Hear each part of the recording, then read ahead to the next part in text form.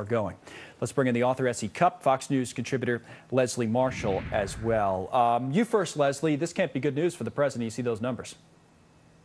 Well, actually, this isn't unexpected, quite frankly. I mean, when you think about it, we can get prescriptions, we can get beer, we can get burgers. What else can we get through a drive-through? We're a very impatient society.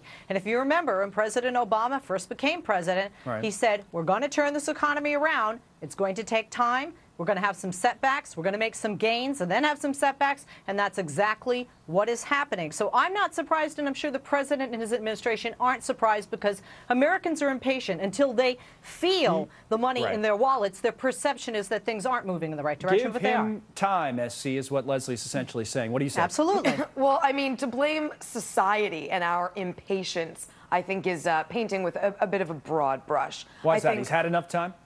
Well, sure. I mean, most presidents in their first term in the second year face a bit of a dip. Clinton did. I mean, there is sort of an organic flow to some of this. Right. But I think that, yeah, at this point, Obama's going to take ownership over what he's been doing. And it's joblessness, it's the economy, it's ineffectiveness on the oil spill. This is all affecting the national sort of subconscious. That's a good one. That's a good one for Leslie then. And so you mentioned President Clinton. He did turn that around. It was reelected in 1996, Leslie. We remember the term triangulation that came out of all that, and then he goes on to a second term. How does President Obama turn this around to the extent that he needs to turn it around? And the polls show that he does. How does he do it?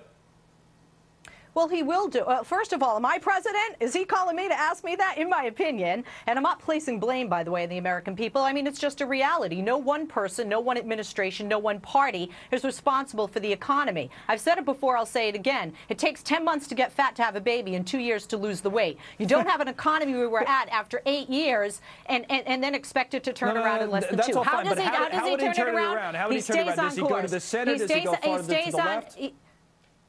No, what he does is he stays on course. Isn't that what George W. Bush used to tell us? He stays the course with the plan that he has. The spending is going to stimulate the economy. Consumers are spending $7 more a day than they did 30 days ago. So 30 days ago, we're doing $7 more spending now. We've got to give it time. It's just a snail's pace, but it will turn around, and he's got to stay the course. Well, that's the debate, Essie, that we were having. We were having it with Bill at the top of the show, is that if they spend more, will it help? If they had spent less, would things have been worse?